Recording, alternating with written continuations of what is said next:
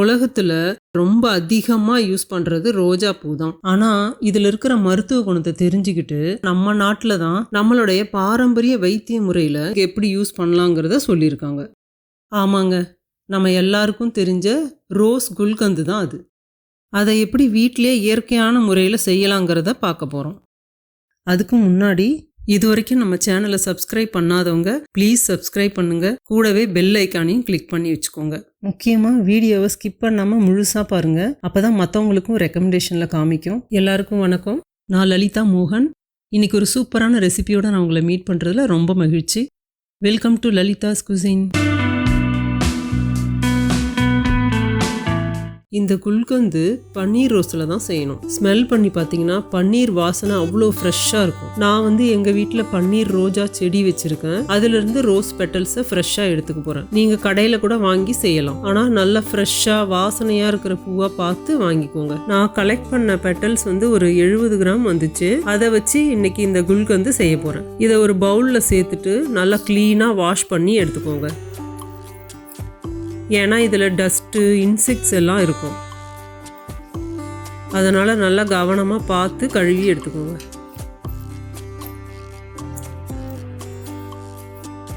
இப்போல்லாம் hybrid rose நிறைய கலரில் கிடைக்குது. அதுலலாம் இது செய்யக்கூடாது.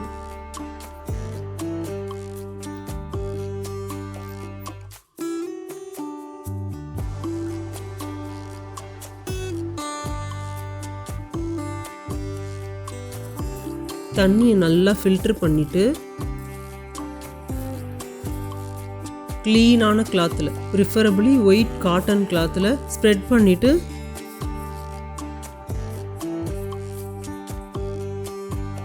இன்னொரு க்ளீனான துணியால் இந்த பெட்டல்ஸ் மேலே ஒட்டி இருக்கிற தண்ணியை நல்லா ஒத்தி எடுத்துடணும். அதுக்கப்புறம் இன்னொரு அகலமான துணியில் நல்லா ஃப்ரீயாக ஸ்ப்ரெட் பண்ணிவிட்டு நிழலில் ஒரு 1 ஹவருக்கு காய வைக்கணும். அதுக்கப்புறம் மறுபடியும் ஒரு பவுலுக்கு ட்ரான்ஸ்ஃபர் பண்ணிக்கோங்க. பாருங்கள், இந்த மாதிரி ஈரப்பதமே இல்லாமல் இருக்கணும். இப்போ இன்னொரு பவுலில் கொஞ்சம் சுகரை ஆட் பண்ணிவிட்டு ஒரு கையளவு ரோஸ் பெட்டல்ஸை எடுத்து இந்த சுகரோட ஆட் பண்ணி கையாலேயே நல்லா பிசைஞ்சு விடணும். இந்த ப்ராசஸில் ரோஸ் பெட்டல்ஸ் க்ரஷ் ஆகி சுகரோட கிராஜுவலாக பிளெண்ட் ஆகும். இந்த 70 கிராம் ரோஸ் பெட்டல்ஸ்க்கு டோட்டலாக ஒரு 1/2 கப் சுகர் தேவைப்படும். இந்த பெட்டல்ஸையும் சுகரையும் கொஞ்சம் கொஞ்சமாக ஆட் பண்ணி இந்த ப்ராசஸை ஸ்டெப் பை ஸ்டெப்பாக கண்டினியூ பண்ணணும். இதை இந்த மாதிரி கையால் பிசைஞ்சு விடுறது தான் ட்ரெடிஷ்னல் மெத்தட். அப்போ தான் இந்த ரோஸோட நியூட்ரிஷன்ஸும் மெடிசினல் ப்ராப்பர்ட்டிஸும் மாறாமல் இருக்கும். பாருங்கள், இந்த மாதிரி டெக்ஸ்சர் வர வரைக்கும் நல்லா பிசைஞ்சு எடுத்துக்கோங்க. இப்போ இதை ஒரு ஏர்டைட் கண்டெய்னர் இல்லை பாட்டிலில் ட்ரான்ஸ்ஃபர் பண்ணிவிட்டு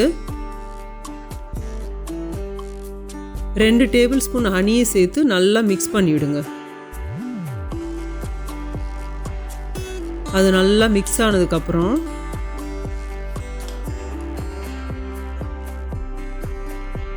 மறுபடியும் 2 டேபிள் ஸ்பூன் ஹனி சேர்த்து மிக்ஸ் பண்ணிவிடுங்க.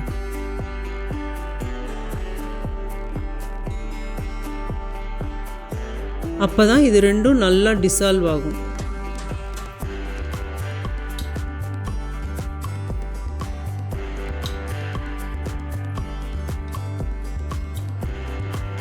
இப்போ இதை நல்லா ஏர் டைட்டாக மூடி வச்சுருங்க. இப்போ இதை 2 டேஸ்க்கு டெய்லியும் காலையில் இளம் வெயிலில் ஒரு 1 ஹவர் வச்சு எடுத்துக்கோங்க. அவ்வளவுதான், ஒரு பர்ஃபெக்டான ஆர்கானிக் மெத்தடில் வீட்லேயே செஞ்ச ரோஸ் குல்கந்து ரெடி. இதை டெய்லியும் ஒரு ஸ்பூன் வெறுமனே சாப்பிட்டா அவ்வளோ நல்லது. இதோட மெடிசினல் ப்ராப்பர்ட்டிஸ்ன்னு பார்த்தீங்கன்னா வயிறு சம்மந்தப்பட்ட பிரச்சனைகளான டைஜஷன், அல்சர் மாதிரியான பிரச்சனைக்கு ரொம்ப நல்லது. இது உடல் சூட்டை குறைக்கும். இதில் இருக்கிற ஆன்டி ஆக்சிடென்ட்ஸ் நம்ம உடம்பை டீடாக்சிஃபை பண்ணி நம்மளை ஹெல்த்தியாக எனர்ஜெட்டிக்காக இருக்க ஹெல்ப் பண்ணும். இதை வெத்தலை பாக்கோட பீடாவா, அப்புறம் ஐஸ்கிரீம், மில்க் ஷேக், லஸ்ஸி இந்த மாதிரி பல ஐட்டத்துக்கு ஃப்ளேவராக ஆட் பண்ணியும் யூஸ் பண்ணலாம். இதை கண்டிப்பாக நீங்களும் ட்ரை பண்ணிவிட்டு எப்படி இருந்துச்சுன்னு கமெண்ட்ஸில் சொல்லுங்கள். தேங்க்யூ.